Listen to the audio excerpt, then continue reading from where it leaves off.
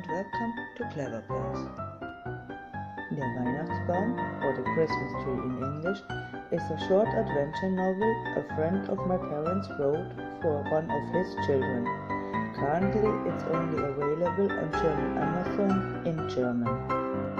The second edition is now available for purchase.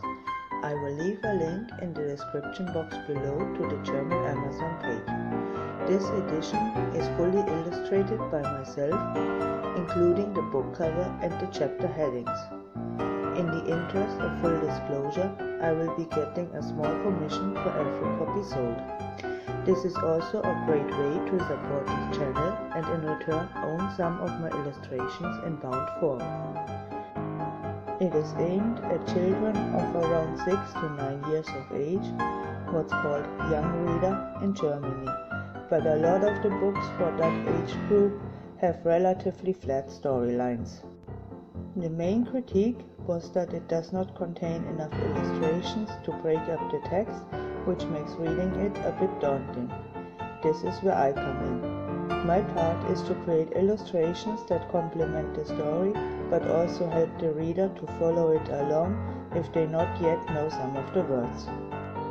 Having this as an additional challenge surely also makes it more difficult for me, as I have to capture the storytelling as well as the story. On the upshot, I can now say I contributed to childhood literacy, which is no small feat and will hopefully have a lasting impact. I am using mostly black ink and washes created from it. In the original illustrations I use the occasional drop of colored ink as well, but the book is likely to be black and white, so the values will define how well any given image reads. As usual, a list of all the materials used can be found in the description below.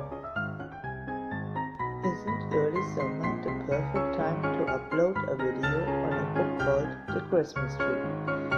This is exactly what we are doing, just as I spent the hottest and driest summer in decades illustrating it. Just before Christmas, our friends set out to cut a tree in the magical forest, but Hops gets thrown off the sleigh along the way. When they find Hops, they find the sleigh and Boof's gone. After following the tracks left by whoever took it, they reach the house of George the forest gnome, who is not at all sympathetic to their cause. In fact, he gives them a lecture on how they did everything wrong and they best go back home as soon as possible again. And with that, Hops is gone again. With our friends not being on the move right now, Kessie and Brummi suspect he snuck through a door leading to one of the adjacent rooms. When they finally find him, he lent his scarf to one of the forest gnomes, who turned out to be a chap called Fridolin, and was in fact the same one who picked up the sleigh and tools our friends abandoned when trying to rescue Hops on their way into the forest. Fridolin is putting in a word with George, and finally he agrees to let them take a small tree under condition that they have left the forest again on Christmas Eve. In a move that surprises Brummi, George even stops insisting on keeping the axe so that our friends actually can cut a tree. Don't forget to like, comment and subscribe, and I shall see you next week.